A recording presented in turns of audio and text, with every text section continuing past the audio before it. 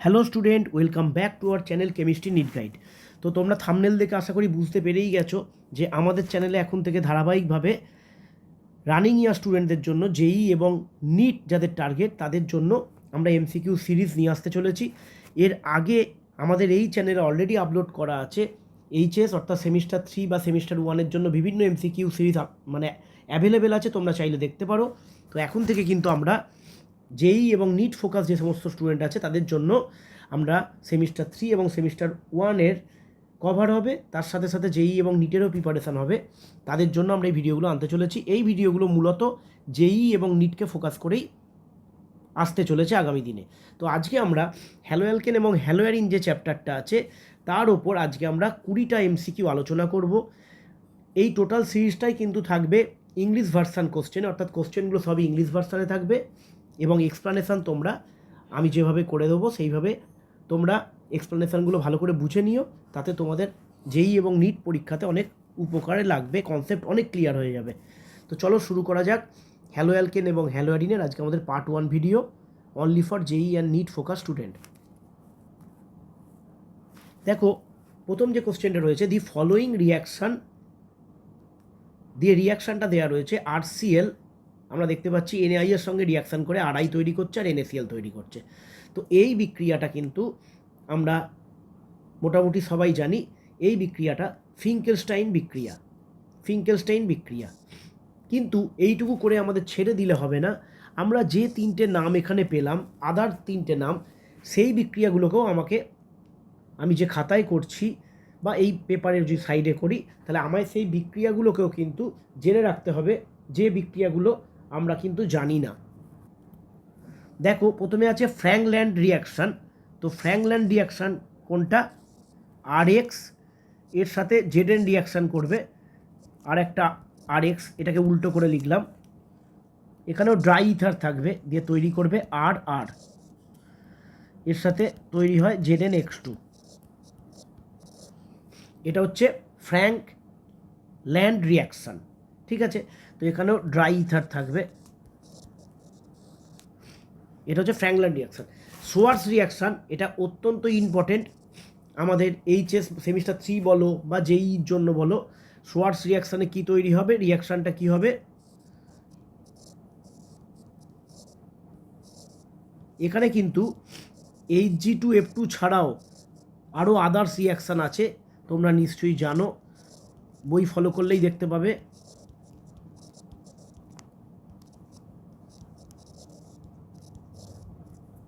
ঠিক আছে, এটা হচ্ছে সোয়ার্স রিয়াকশান। আদার্স Hg2F2 ছাড়াও এখানে আদার যে মানে রিয়েজেন্টগুলো ইউজ হতে পারে, সেটা হচ্ছে SbF3, AgF, ইটিসি।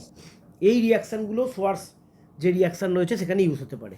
আচ্ছা, তারপরে রয়েছে এটার রিয়াকশান। এটার রিয়াকশান কোনটা হবে?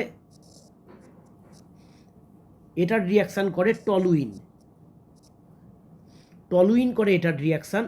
এটার রিয়াকশানের রিয়েজেন্ট হচ্ছে CrO2Cl2, CCl4 বা CS2ও দেওয়া যেতে পারে, CCl4। এটা হচ্ছে 1 নম্বর রিয়েজেন্ট।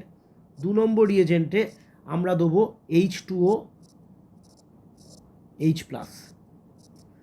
এখানে CH3 গ্রুপটা কনভার্ট হয়ে যাবে CHOতে, অর্থাৎ বেঞ্জালডিহাইড তৈরি হবে। তাহলে তিনটে রিয়াকশানই তোমরা ক্লিয়ার হয়ে গেল। আর ফিঙ্কেলস্টাইন রিয়াকশান, তো এটার অ্যান্সারই, এটা ফিঙ্কেলস্টাইন রিয়াকশান। তাহলে এটা তো তোমরা জেনেই গেলে যে আরসিএলটা এনএআই এর সাথে যদি অ্যাসিটোন মিডিয়ামে দেওয়া যায় তাহলে সিএলটা আই হয়ে যায়। তাই টোটাল তিনটে রিয়াকশান কভার হয়ে গেল। এক্সট্রা রিয়াকশানগুলো আমাদের জানা রইল, বিশেষ করে এইটা হয়তো মিস হয়ে যেতে পারে। তো ফ্র্যাঙ্কল্যান্ড রিয়াকশানও তোমার জানা রইল। বিশদে জানার জন্য তুমি একটু বইটাও স্টাডি করে নিতে পারো। নেক্সট কোশ্চেন বলেছে, দেখো, R2 iodobutane is treated with N A I in acetone, অর্থাৎ এই রিয়াকশানটাও কিন্তু ফিঙ্কেলস্টাইন রিয়াকশান। বলেছে and allowed to stand for long time, মানে অনেকক্ষণ ধরে বিক্রিয়াটা চলতে থাকলো। বিক্রিয়াটা কি আছে? R2 আয়োডোবিউটেন এ রিয়াকশান করছে এনএআই এর সঙ্গে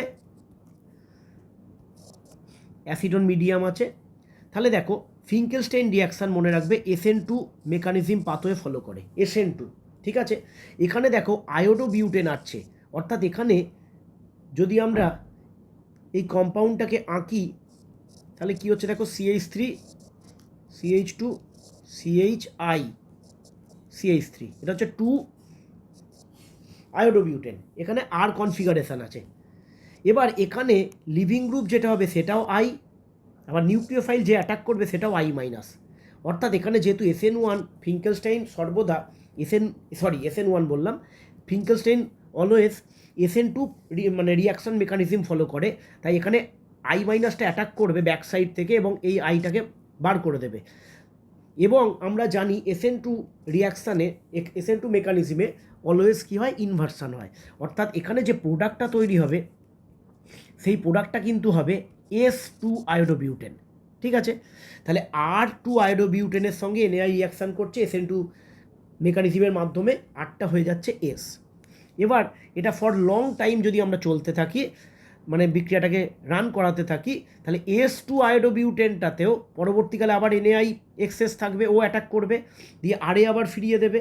এইভাবে অনেকক্ষণ চলার পর আরের সঙ্গে এসের এরকম কিন্তু একটা ইন্টার কনভার্সান তৈরি হবে এবং সেক্ষেত্রে একটা রেসিমিক মিক্সচার তৈরি হবে।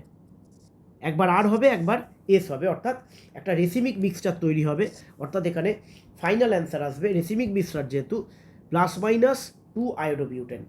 তাহলে একবার R2 আয়োডোবিউটেন তৈরি হবে, আবার ওটা কনভার্ট হয়ে যাবে S2 আয়োডোবিউটেন। এইভাবে কিন্তু একটা রেসিমিক মিক্সচার তৈরি হয়ে যাবে, যেটা হবে +-2 আয়োডোবিউটেন, অর্থাৎ এখানে অপশান সিটা রাইট অ্যান্সার। নেক্সট কোশ্চেন বলেছে দেখো 3-মিথাইল পেন্টুইন অন রিয়াকশান উইথ HBr, অর্থাৎ এটা দেখো 3-মিথাইল, আমি নাম্বারিং করে দিয়েছি, ডান দিক থেকে 1 2 3 4 5 করেছি। 3তে মিথাইল আছে, দেখতে পাচ্ছ 3তে মিথাইল আছে, 3-মিথাইল পেন্টুইন, 2তে ডবল বন্ড আছে, দেখতে পাচ্ছ ডবল বন্ড রয়েছে, pentyne on reaction with HBr in presence of peroxide, অর্থাৎ HBr এবং পারঅক্সাইডের সঙ্গে রিয়াকশান যদি করাই তাহলে কি হবে, অ্যান্টি মার্কোনিকভ রিয়াকশান হবে, অর্থাৎ বিয়ারটা মাঝে ঢোকার কথা ছিল কিন্তু বিয়ারটা কোথায় ঢুকবে, যে মানে পাশের কার্বনটায় ঢুকবে, আর এখানে হাইড্রোজেনটা ঢুকবে মাঝের কার্বনে। অ্যান্টি মার্কোনিকভ রুলটা ফলো হলো। এবার বলেছে এই অ্যাডিশান যে প্রোডাক্টটা তৈরি হলো দিয়ে বলেছে the number of possible stereo isomer for the product is, অর্থাৎ এই যে প্রোডাক্টটা পেলাম এখানে কতগুলো স্টিরিও আইসোমার থাকবে। স্টিরিও আইসোমার বার করতে গেলে তোমায় প্রথম চিহ্নিত করতে হবে কাইরাল কার্বন কটা আছে। তাহলে তুমি দেখো এখানে কাইরাল কার্বন আছে 2টো, তাহলে যদি 2টো কাইরাল কার্বন থাকে তাহলে নাম্বার অফ স্টিরিও আইসোমারের ফর্মুলা হচ্ছে 2n, অর্থাৎ এনটা হচ্ছে কাইরাল কার্বন। তাহলে স্টিরিও আইসোমার হবে এখানে 2^2, অর্থাৎ 4টে। অপশান এখানে beta right answer. Next question দেখতে পাচ্ছ একটা রিয়াকশান দেওয়া আছে, পরিষ্কার দেখা যাচ্ছে PCl5 দিয়েছে। PCl5 দিলে এই OH-টা কিন্তু এখানে বেরোবে না, কারণ এটা আংশিক দ্বিবন্ধন পার্সিয়াল ডবল বন্ড জেনারেট করছে, তাই PCl5 দিলে এই OH-টা Cl হয়ে যাবে, অর্থাৎ এ প্রোডাক্ট হবে, এই OH-টা OH রইল আর এই OH-টা হয়ে গেল Cl। নেক্সট দিয়েছে AgF দিলে যে Cl-টা রইল সেই Cl-টা F হয়ে যাবে, অর্থাৎ CH2F হয়ে যাবে, ওপরেরটা OH ইনট্যাক্ট রইল, নিচেরটা হয়ে গেল CH2F, ঠিক আছে। তাহলে এইটা হলো বি, অর্থাৎ আমাদের এখানে রাইট অ্যান্সার হচ্ছে অপশান সি, OH-টা রইল আর CH2F হয়ে গেল। নেক্সট কোশ্চেন বলেছে অ্যাডিনস on treatment with chlorine in presence of ferric chloride as a catalyst undergo what type of reaction, অর্থাৎ আমাদের এখানে জানতে চেয়েছে যে অ্যাডিনস এরা Cl2 এর সাথে বলছে FeCl3 দেওয়া হয়েছে, তৈরি করবে ক্লোরোবেনজিন, বলছে এটা কোন ধরনের রিয়াকশান। তো আমরা মেকানিজমটা দেখলে খুবই সহজে বলতে পারবো এটা কোন ধরনের রিয়াকশান। এক্ষেত্রে দেখো Cl2 আর FeCl3 যে রিয়েজেন্ট দুটো দিয়েছে এরা প্রথমে নিজেদের মধ্যে রিয়াকশান করে একটা ইলেকট্রোফাইল জেনারেট করবে, ইলেকট্রোফাইলটা হচ্ছে Cl+, এবং FeCl4 কাউন্টার আয়নটা থাকবে FeCl4 মাইনাস। নেক্সট স্টেপে বেনজিনটার যে পাই ইলেকট্রন আছে সেই পাই ইলেকট্রনটা গিয়ে ইলেকট্রোফাইলটাকে ধরবে এবং এরকম একটা ইন্টারমিডিয়েট আয়ন তৈরি করবে। এই আয়নটা তৈরি হলো। তারপরে স্টেপে FeCl4 মাইনাস যে কাউন্টার আয়নটা ছিল এই কাউন্টার আয়নটা এসে এই H+টাকে নিয়ে নেবে, আর এই হাইড্রোজেনের যে বন্ডটা আছে এই বন্ডের ইলেকট্রনগুলো মাঝে চলে গিয়ে ওর অ্যারোমেটিসিটিটা আবার রিগেন করবে, অর্থাৎ অ্যারোমেটিসিটিটা আবার ফিরে এলো এবং এই FeCl4 মাইনাস এই Hটাকে নিয়ে, একটা তো স্বাধীন যৌগ FeCl3 ছিল, FeCl3তে ভেঙে গেল এবং এক্সট্রা যে সিএলটা ছিল সেটা এই সিএলের সাথে জুড়ে গেল। ঠিক আছে, তো এই হচ্ছে এই রিয়াকশানের মেকানিজম। অর্থাৎ এই বিক্রিয়াটা দেখো ইলেকট্রোফাইলের মাধ্যমে ঘটলো, অর্থাৎ এটা ইলেকট্রোফিলিক এবং প্রতিস্থাপন হলো। দেখো আলটিমেট এই এইচটা কিন্তু বেরিয়ে গেল, এই এইচটা। ঠিক আছে, তো আলটিমেট এই এইচটা বেরিয়ে গিয়ে এই সিএলটাকে ঢুকতে সাহায্য করলো, অর্থাৎ লাস্টে এইচটা তো বেরিয়েই গেল, দিয়ে সিএলটা ঢুকে গেল। অর্থাৎ এই বিক্রিয়াটা হচ্ছে ইলেকট্রোফিলিক সাবস্টিটিউশন রিয়াকশান, ইলেকট্রোফিলিক প্রতিস্থাপন বিক্রিয়া। নেক্সট কোশ্চেনে বলেছে among the following compound which one has the shortest CCl bond, অর্থাৎ সবথেকে ছোট সিসিএল বন্ড কোথায় আছে। দেখো এই যৌগটায় রেজোনেন্স হবে না, এটাতেও রেজোনেন্স হবে না, কারণ ডবল বন্ডটা দূরে আছে। এটাতে তো ডবল বন্ড নেই, রেজোনেন্স হবে না। এই কম্পাউন্ডটার মধ্যে দেখো রেজোনেন্স হচ্ছে,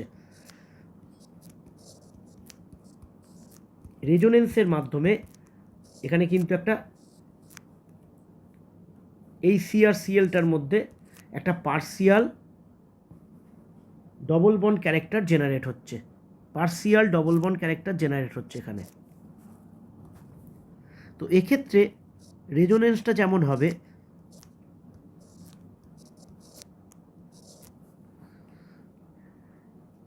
তো এক্ষেত্রে দেখো তোমরা দেখতে পাচ্ছ এই সিসিএলটা আংশিক দ্বিবন্ধন চরিত্র লাভ করলো, অর্থাৎ কখনো এটা এক বন্ধন, কখনো এটা ডবল বন্ড। আর আমরা জানি সিঙ্গেল বন্ডের লেন্থ অলওয়েজ গ্রেটার হয়, তারপর ডবল বন্ড, তারপর ট্রিপল বন্ড। কার্বনের ক্ষেত্রেই যদি বলি, তাহলে এক্ষেত্রে প্রত্যেকের ক্ষেত্রে দেখতে পাচ্ছি সিসিএল বন্ডটা কিন্তু প্রত্যেকের ক্ষেত্রে সিঙ্গেল বন্ড আছে। এটার ক্ষেত্রেই রেজোনেন্সের মাধ্যমে কী হয়ে যাচ্ছে, partial double bond character generate করছে বা আংশিক দ্বিবন্ধন হচ্ছে। তাই এইটা কিন্তু সব থেকে শর্টেস্ট হবে, এটা হচ্ছে সব থেকে শর্টেস্ট হবে সিসিএলটা। অপশান এটা এখানে রাইট আনসার। দেখো নেক্সট কোশ্চেন বলেছে total number of alkyl bromides including কিন্তু বলেছে স্টিরিওআইসোমার, অর্থাৎ স্টিরিওআইসোমার সমেত total number of alkyl bromide কতগুলো তৈরি হবে এই রিয়াকশানে। তাহলে আমরা মেকানিজম করি, তাহলে যে Me3C যেটা আছে আমি এখানে টুকেছি, এর সাথে HBr যখন রিয়াকশান হচ্ছে মেকানিজম বলছে H+টায় সর্বপ্রথম আর কি এই পাই বন্ডটা গিয়ে অ্যাটাক করবে এবং H+টা যুক্ত হয়ে গেল এই কার্বনটাতে, অর্থাৎ দেখতে পাচ্ছ এখানে যুক্ত হয়ে গেছে। তাহলে এই কার্বনটার মাথায় প্লাস চার্জটা এলো, অর্থাৎ প্রথমে এই কার্বোক্যাটায়নটা তৈরি হলো। আচ্ছা, নেক্সট স্টেপে এই কার্বোক্যাটায়নটা তৈরি হলো, তাহলে এখানে একটা Br মাইনাস কিন্তু এসে যুক্ত হয়ে যেতে পারে, ঠিক আছে, যদি এখানে একটা Br মাইনাস এসে যুক্ত হয় তাহলে যে প্রোডাক্টটা তৈরি হচ্ছে Me3CCH, এটাতে Brটা ঢুকলো, এটাতে আবার CH3। ঠিক আছে, তো এক্ষেত্রে এই প্রোডাক্টটা তৈরি হলো এবং এখানে তোমরা লক্ষ্য করে দেখো এই কার্বনটা কিন্তু কাইরাল কার্বন হওয়ার দৌলতে এখানে অপটিক্যাল আইসোমার টোটাল হবে 2n, অর্থাৎ একটা কাইরাল কার্বন আছে তাই 2n, অর্থাৎ এখানে মোট আইসোমারের সংখ্যা হলো নাম্বার অফ আইসোমার এক্ষেত্রে 2 হয়ে গেল। ঠিক আছে, আচ্ছা, এটা ছাড়াও এই কার্বোক্যাটায়নটায় মিথাইল শিফট হতে পারে। মিথাইল যদি শিফট হয় তাহলে এখানে নতুন একটা কার্বোক্যাটায়ন 3 ডিগ্রি কার্বোক্যাটায়ন এখানে তৈরি হবে।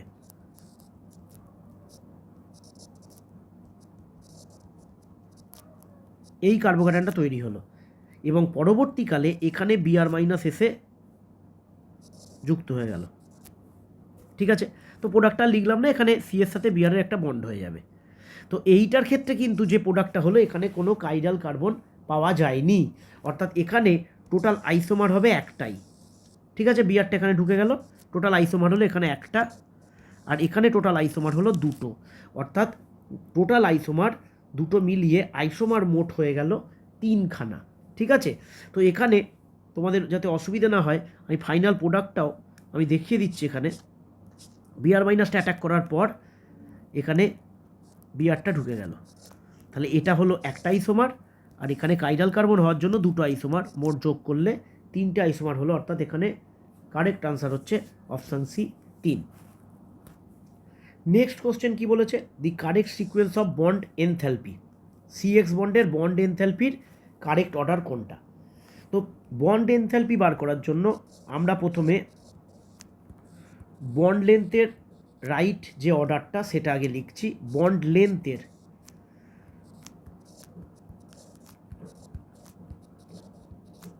এটা হচ্ছে বন্ড লেন্থের অর্ডার, ঠিক আছে।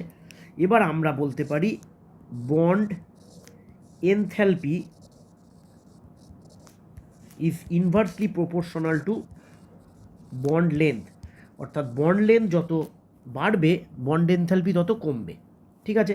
তাহলে বন্ড লেন্থের অর্ডার আমরা কি দেখতে পেলাম, বন্ড লেন্থের অর্ডার হচ্ছে সিআই বন্ডের লেন্থ সব থেকে বড়, তাই সিআই এর বন্ড এনথ্যালপি সব থেকে কম হবে, অর্থাৎ সব থেকে বেশি বন্ড এনথ্যালপি কার হবে, সিএফ এর, অর্থাৎ এখানে আমাদের রাইট আনসার হবে, দেখো অপশান সিটা রাইট অ্যান্সার, ঠিক আছে। কারণ যে বন্ডটা ছোট হয় সেটাকে ভাঙতে বেশি এনার্জি লাগে, তাই এই বন্ডটা ছোট, এটাকে ভাঙতে বেশি এনার্জি লাগবে। নেক্সট কোশ্চেন কি বলেছে, 3 ফিনাইল প্রোপিন, অর্থাৎ আমরা এখানে প্রথমেই আগে করে নিই। দেখো এটা ছিল প্রোপিনের 3 নম্বর কার্বনে আমরা ফিনাইল দিয়েছি, তো এটা হচ্ছে 3 ফিনাইল প্রোপিন, ঠিক আছে। তো বলেছে 3 ফিনাইল প্রোপিনের সঙ্গে HBr রিয়াকশান করলে মেজর প্রোডাক্ট কোনটা হবে, তাহলে HBr রিয়াকশান করা মানে প্রথম স্টেপেই H+কে গিয়ে এটা ধরলো, দিয়ে প্রথমেই একটা কার্বোক্যাটায়ন তৈরি হবে, মাঝের কার্বনে সবসময় কার্বোক্যাটায়নটা তৈরি হচ্ছে কারণ ডিগ্রিটা বেশি থাকবে, এই কার্বোক্যাটায়নটা প্রথমে তৈরি হলো, ঠিক আছে। আচ্ছা, এই কার্বোক্যাটায়নটা তৈরি হওয়ার সাথে সাথে যদি এখানে বিআর মাইনাসটা অ্যাটাক করে, এটা লেস স্টেবল কার্বোক্যাটায়ন, তাহলে এই প্রোডাক্টটা এখানে কিন্তু মাইনর প্রোডাক্ট হবে, এটা লেস স্টেবল কার্বোক্যাটায়ন,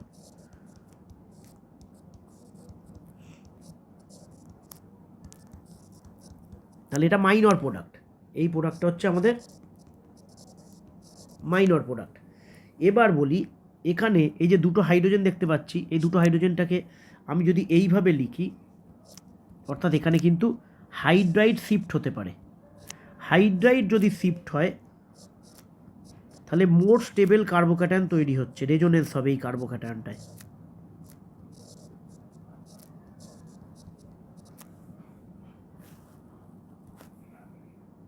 এই কার্বোক্যাটায়নটা 2 ডিগ্রি কার্বোক্যাটায়ন ঠিক কথাই, কিন্তু এখানে রেজোনেন্স হচ্ছে কারণ এখানে বেনজিন বা ফিনাইল রিংটা আছে, তো এখানে শুধু 2 ডিগ্রি ছিল, রেজোনেন্স ছিল না, এখানে কিন্তু রেজোনেন্সটা হচ্ছে, তাই এটা মোর স্টেবল কার্বোক্যাটায়ন এই কার্বোক্যাটায়নটা।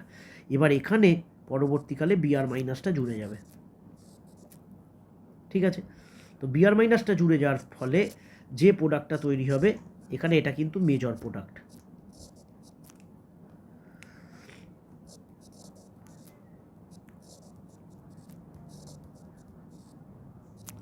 এখানে এই প্রোডাক্টটা হচ্ছে মেজর প্রোডাক্ট, অর্থাৎ এই প্রোডাক্টটা আমরা দেখে নেব কোন অপশানে আছে। এই প্রোডাক্টটা দেখো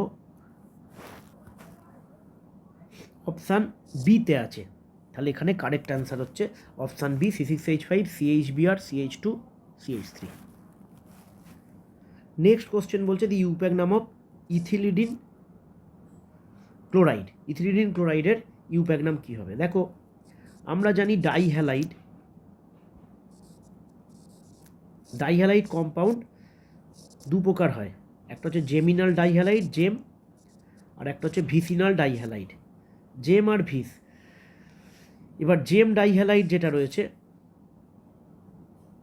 এটাকে আমরা বলি ইথিলিডিন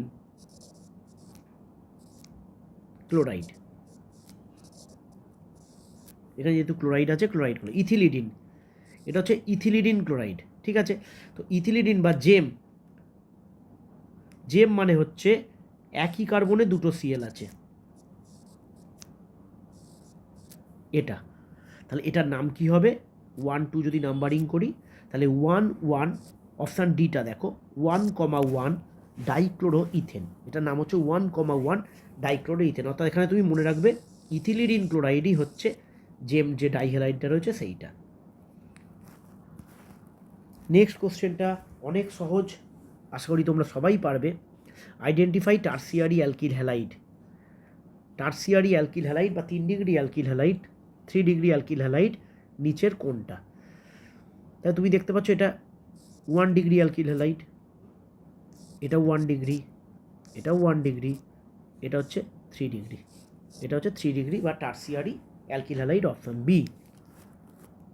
নেক্সট কোশ্চেন বলেছে how many brominated product including, এটা খেয়াল রাখবে কিন্তু স্টিরিও আইসোমার মানে কাইরাল কার্বন দেখতে হবে। How many brominated products আছে যদিও, would form in the free radical bromination of n butane. N butane মানে হচ্ছে নর্মাল বিউটেন, ঠিক আছে, নর্মাল বিউটেন। তাহলে এখানে যদি আমরা Br2H নিউ দিয়ে আমরা একদম ধারের কার্বনে বিআরটা ঢোকালাম, এটা একটা আইসোমার, এখানে কোনো কাইরাল কার্বন কিন্তু নেই।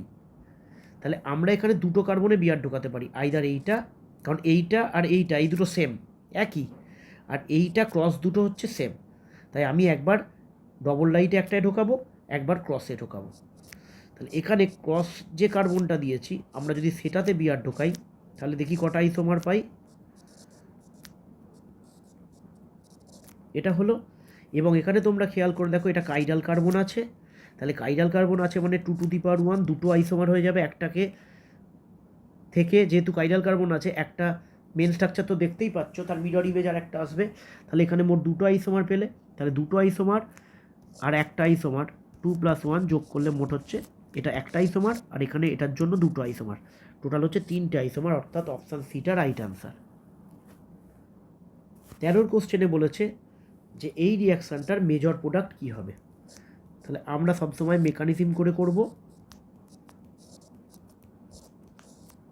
HBr দিয়েছে মানেই ডবল বন্ড এখানে গিয়ে ধরবে, তাহলে কী তৈরি হচ্ছে CF3CH, এটা প্লাস হলো, এটা CH2, জেনারেলি এইটা হওয়ার কথা, এটা CH2টা CH3 হয়ে গেল, এটা 2 ডিগ্রি কার্বোক্যাটায়ন, এর সাথে আরেকটা তৈরি হতে পারে যেটা 1 ডিগ্রি CF3CH2, এটা জেনারেলি তৈরি হয় না কিন্তু এক্ষেত্রে এইটাই তৈরি হবে, কারণ এখানে দেখো 3টে ফ্লোরিন গ্রুপ আছে, 3টে ফ্লোরিন গ্রুপের -I এফেক্টের জন্য এই কার্বোক্যাটায়নটা 2 ডিগ্রি যতই হোক এটা কিন্তু লেস স্টেবল হয়ে যাচ্ছে।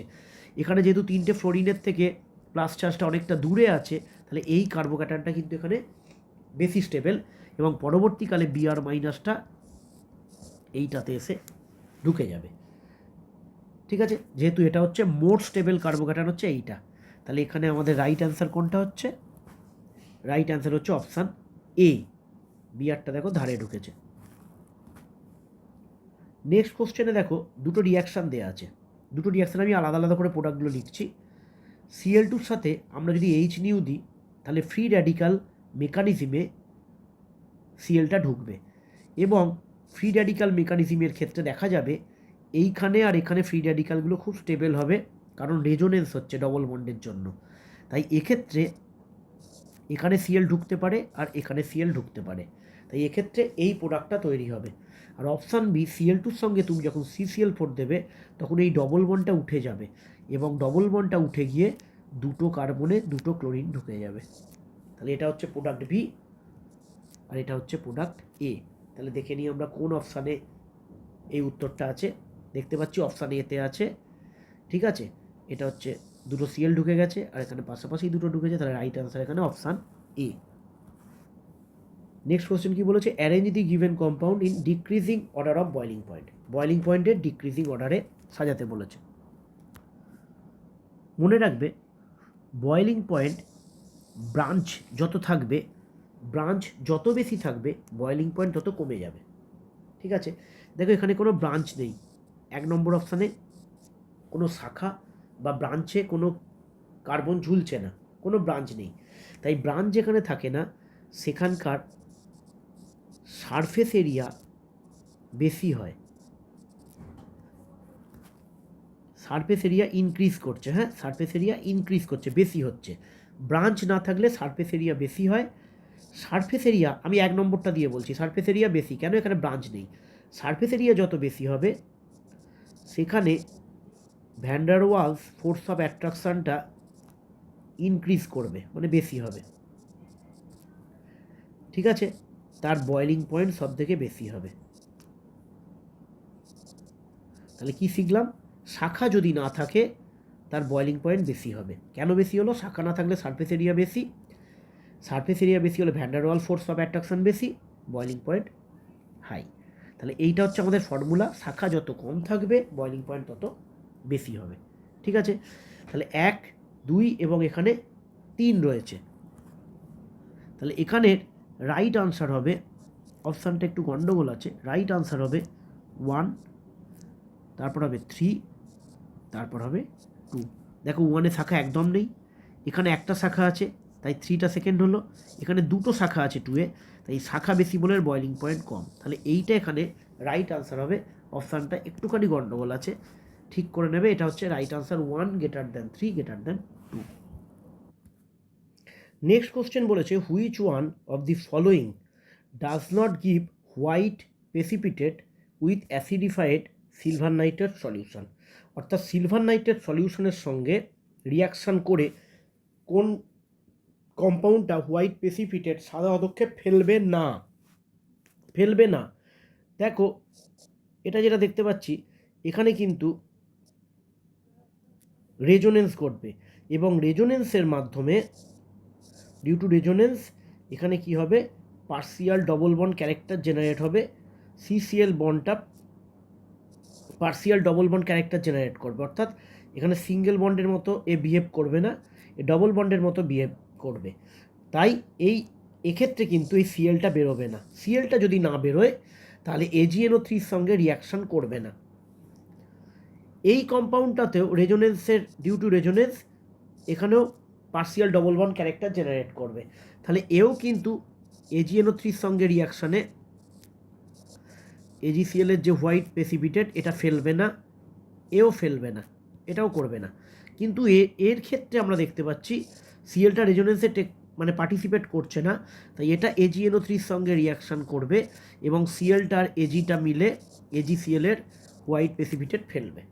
তাহলে করবে না কে কে, ডাজ নট বলেছে, করবে না, এও করবে না, বিও করবে না। তাহলে বোথ A অ্যান্ড B, এখানে রাইট অ্যান্সার হবে বোথ A অ্যান্ড B, অর্থাৎ A অ্যান্ড B দুজনেই হোয়াইট প্রেসিপিটেট ফেলবে না।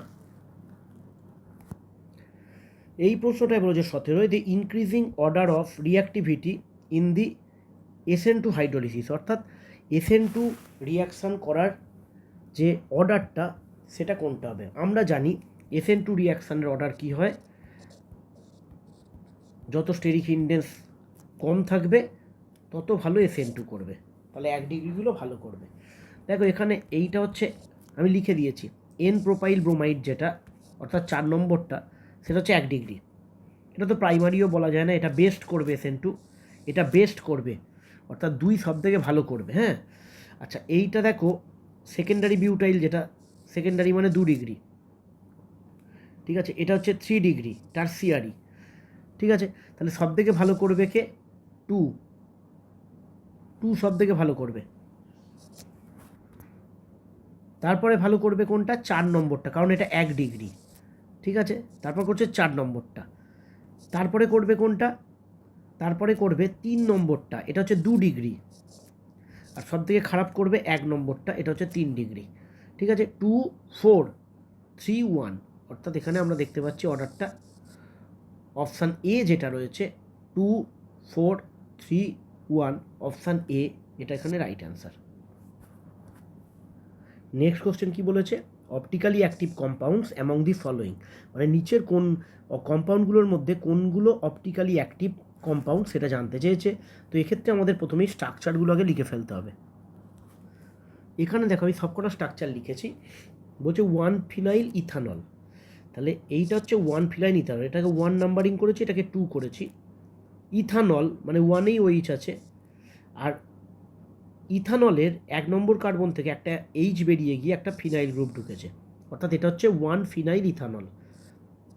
এই কার্বনটা দেখতে পাচ্ছি আমরা, দেখো কাইরাল কার্বন, 4টে হাতে 4টে ডিফারেন্ট গ্রুপ আছে, তাহলে এই কার্বনটা কাইরাল কার্বন, অর্থাৎ এটা কিন্তু 1টা কিন্তু অপটিক্যালি অ্যাক্টিভ। আচ্ছা, তারপর 2তে আসি। 2 নম্বরটা বলেছে 2 ফিনাইল প্রোপানওয়ানল। দেখো এটা হচ্ছে প্রোপানওয়ানল, 1 2 3, তাহলে 1এ অল আছে, এটা হচ্ছে প্রোপানওয়ানল। প্রোপানওয়ানলের 2তে বলেছে ফিনাইল গ্রুপ আছে। এখানে আমরা পরিষ্কার দেখতে পাচ্ছি যে 2 নম্বর কার্বনটা কিন্তু কাইরাল কার্বন, ঠিক আছে, 2 নম্বর কার্বনটা কাইরাল কার্বন। আচ্ছা, 3 নম্বর যে কম্পাউন্ডটা আছে 2 ফিনাইল প্রোপান 2 অল, 1 2 3, দেখো 2তে ফিনাইল আছে আর 2তে অল আছে, এটা কাইরাল কার্বন নয়, কারণ 2 নম্বর কার্বনে দেখো একই গ্রুপ আছে দুটো। লাস্ট অপশান আছে 2 মিথাইল প্রোপান 2 অল, এটা তো কাইরাল কার্বন কোনো মতেই নয়। 2 ফিনাইল কেন প্রোপান, 2 মিথাইল প্রোপান 2 অল কেন বলেছে? 2তে মিথাইলও আছে, 2তে OH আছে, কিন্তু কাইরাল কার্বন নেই। তাহলে অপটিক্যালি অ্যাক্টিভ কোন দুটো হলো? 1 and 2, অর্থাৎ রাইট অ্যান্সার হচ্ছে option B, 1 and 2। Next question বলছে which of the following biphenyls is optically active. দেখো বাইফিনাইল মানে দুটো ফিনাইল গ্রুপ আছে, আমরা দেখতেই পাচ্ছি। তো মনে রাখবে সেই সমস্ত বাইফিনাইলগুলো অপটিক্যালি অ্যাক্টিভ যেখানে এই বড় বড় গ্রুপগুলো কাছাকাছি আছে, একদম কাছাকাছি, এই পজিশানগুলোতেই থাকবে। মেবি ওটা বিআর বা আই না হয়ে অন্য কোনো বড় গ্রুপ থাকতে পারত। এইরকম হলে এইগুলো অপটিক্যালি অ্যাক্টিভ হবে। এখানে কাইরাল কার্বনের প্রয়োজন নেই, এগুলো হচ্ছে অপটিক্যালি অ্যাক্টিভ হবে। ইম্পর্টেন্ট কোশ্চেন, সবকটাই ইম্পর্টেন্ট কোশ্চেন, সব কটা কোশ্চেন কম্পিটিটিভ এক্সামে কোনো না কোনোতে এসছে, তাই প্রত্যেক কটা কোশ্চেন তোমরা মন দিয়ে ভালো করে করবে। তাহলে এটা হচ্ছে অপশান ডিটা এখানে রাইট অ্যান্সার।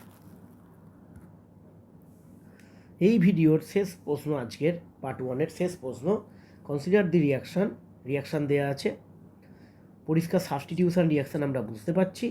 বলছে this reaction will be fastest in, মেকানিজমও আমরা বুঝতে পারছি এটা 1 ডিগ্রি, তাই না, প্রাইমারি, তাই বুঝতেই পারছি এটা কোন মেকানিজমে যাচ্ছে। তো সেই মেকানিজমে মানে কোন সলভেন্টে এই মেকানিজমটা সবথেকে তাড়াতাড়ি হবে, এইটা তোমাকে জানতে চেয়েছে। তো তোমরা এখানে এই কোশ্চেনের অ্যান্সারটা তোমরা কমেন্ট করে জানাবে, কমেন্ট করে লিখে জানাবে। এই কোশ্চেনটা আমি দেখব কতজন বই পড়ে করতে পারো। বইতে পরিষ্কার দেখবে সলভেন্টের কী রোল আছে SN1 এবং SN2-তে, কোন সলভেন্ট থাকলে SN1 ফাস্টেস্ট হবে, কোন সলভেন্ট থাকলে SN2 ফাস্টেস্ট হবে, এটা তোমরা বই পড়বে। এবং অবশ্যই যারা যারা ভিডিওটা দেখলে কমেন্ট সেকশানে লিখবে কোনটা রাইট অ্যান্সার।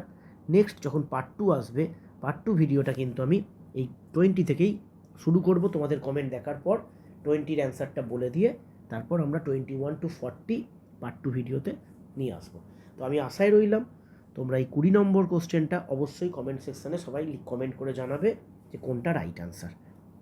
তো দেখা হচ্ছে পার্ট 2 ভিডিওতে, এবং এই সিরিজ আমাদের চলতে থাকবে। এটা JEE এবং NEET স্পেশাল স্টুডেন্টদের জন্য এই সিরিজটা আনা হয়েছে। তোমাদের কেমন লাগলো জানিও কমেন্ট করে, আর ভিডিওটায় উপকৃত হলে বন্ধুদের সাথে শেয়ার করতে ভুলো না। দেখা হবে নেক্সট ভিডিওতে।